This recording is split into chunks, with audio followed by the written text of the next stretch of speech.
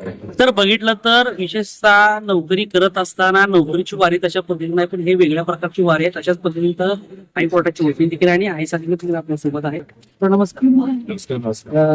तुम्ही तुमच्या मी आता मुंबई हायकोर्टमध्ये गेली 20 वर्ष वकिली करतो. 2 वर्षापूर्वी मी या दिंडी बरोबर जोडलो गेलो. साहेबांनी आतापर्यंत दिंडी किती वर्ष चालवली त्याच्यामध्ये सहभाग होण्याचं खरं श्रेय खरं म्हणजे साहेबांच्यामुळे. साहेबांनी आम्ही एकत्र प्रवास करत असताना त्यांचा गेली 15 वर्ष चालू असलेला वारीचा प्रवास. मी मुळात वारकरी संप्रदायात असतं त्यांच्या कुटुंब असल्यामुळे मी चुलते वगैरे जायचे, पण माझ्या नशिबात ते असेल असं काही मला वाटलं नव्हतं. पण त्या निमित्तानं का असेल सुरुवात झाली. माझं 2रं वर्ष या वर्षी. गेल्या वर्षीचा अनुभव या वर्षी प्रत्येक वेळी तो पाठीशी घालत चालू. प्रत्येक वेळी नवीन नवीन गोष्टी शिकायला मिळत आहे, जे आपण एका वेगळ्या प्रवाहात वाढत असतो, चालत असतो. अशा सर्व गोष्टींना बाजूला ठेवून आपण एक वेगळा अनुभव घेत असतो, एक वेगळी अनुभूती. आणि ती अनुभूती घेण्यासाठी खऱ्या अर्थानं वारीच करावी. ती पायी वारी आपण पूर्ण करू शकतो, त्यातूनच ते अनुभव येऊ शकतो. वारी बघून किंवा त्या वारीचा चर्चा करण्यापेक्षा ती अनुभवली तर त्याच्यासारखा आनंद दुसरा कुठला नाहीये. आता या 2 वर्षामध्ये मी येतोय, माझ्यावर काही माझे मित्र येतात, निमित्त असतं. त्यांच्यामुळे मी आलो, माझ्यामुळे कोणीतरी आला, अशा प्रकारे ती वाढत जाईल.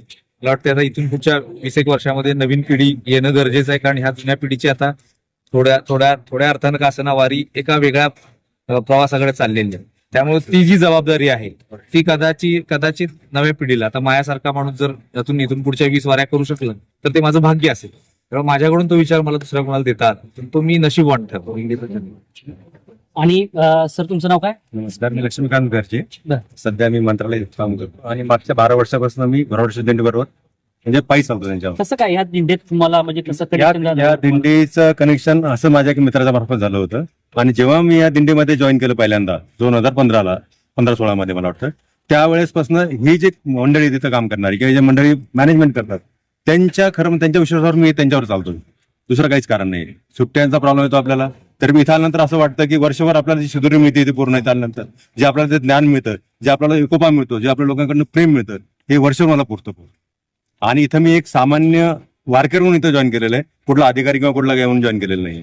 त्यामुळे मी कधीच स्वतःहून पुढे यायचं नाही, मागे राहायचं. यांच्या सगळ्यांच्या आशीर्वाद जे आपल्याला वर्षभर मिळतात आपल्याला ते सगळ्यात महत्वाचे. त्याकरता मी वारी करतो. आणि घोराडच्या दिंडीचं सगळ्यात महत्वाचं कारण म्हणजे की एवढी मोठी दिंडी असून सुद्धा प्रत्येकाला सेम मान मिळतो, प्रत्येकाला सारखा मान मिळतो. आणि प्रत्येक जण जो आहे काही ना काही तिथं देऊन जातो आणि काही काही घेऊन जातो. हे सगळ्यात महत्वाचं मला या दिंडीमध्ये वाटतं. आज एवढा मोठा अधिकारी आहे, तिथं चांगल्या गोष्टी मिळतात तुम्ही, पण का असं वाटलं की तुम्ही ह्या दिंडीमध्ये यायला पाहिजे? असं आजचा जो आनंद आहे ना, हा आनंद तुम्हाला कुठेच मिळत नाही. दिवसभर रात्रभर आपण काम करतो असतो, आपल्याला वेळ नसतो. लक्षात ठेवा, आता पहिल्यांदा मी वारी माझी जी पायी दिंडी चालू करायचो पुण्यामधनं, पण आता जसं वरती गेलो तसं मला वेळ मिळत आहे. त्या कारणास्तव मी काय करतो, थोडं पण बारामतीमधनं जॉईन करतो मागच्या 2 वर्षापासून. ठीक आहे, 2 वर्षांत रिटायरमेंट पाहिजे 60ला, त्यानंतर मी पूर्ण वारी करेल यामध्ये येऊन.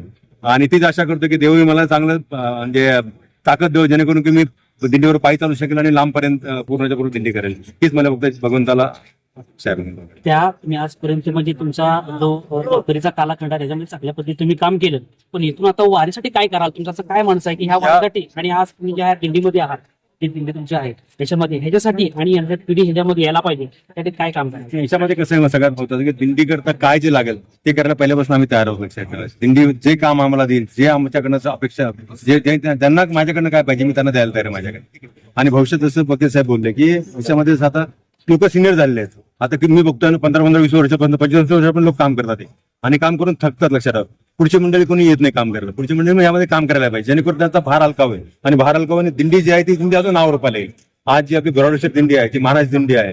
पहिल्या 3 दिंड्या म्हणजे पहिल्या 3 याच्यामध्ये जे म्हणजे तुकाराम महाराजांनी जिथे जिथं गाथाचं लिखाण केलं होतं, जिथे त्यांनी अभंग लिहिले होते, त्या ठिकाणीची दिंडी ही आहे त्याची पहिली तर.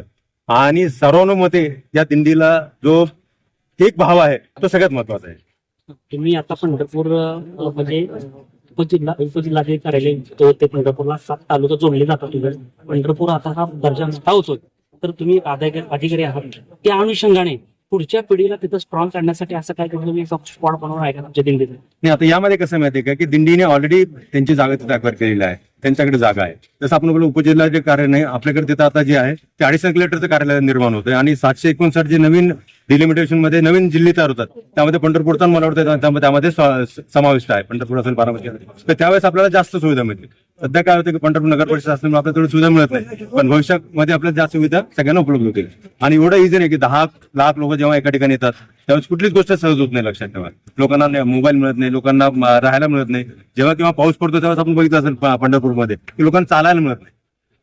तर ह्या सगळ्या गोष्टी जेव्हा आपण जिल्ह्याकडे जाऊ किंवा जेव्हा आपला ऍडिशनल कलेक्टरचा ऑफिस येईल त्यावेळेस या सगळ्या गोष्टी त्यामध्ये आपल्याला मिळू शकतात. मला वाटतंय की आपण काकूस पासून पंढरपूर दुष्काळी मानतो. तर जर काही नवीन विचार द्यायचा आला, आता ती जबाबदारी मी घेईन, माझी काही पिढी घेईन, तर जबाबदारी अशी असू शकेल की जर आपल्याला दिंडी वनराई बनवताय, म्हणजे इथून पुढे जाणारा जो 70 किलोमीटर प्रवास आहे, त्या 70 किलोमीटर मध्ये जर आपल्याला दरवर्षी 7 लाख झाडं जर लावता आले नाही, तर दिंडी वनराई ही कॉन्सेप्ट मला वाटेल की इथून पुढे द्यावी लागेल आणि ती इथून पुढे अजरामर राहील.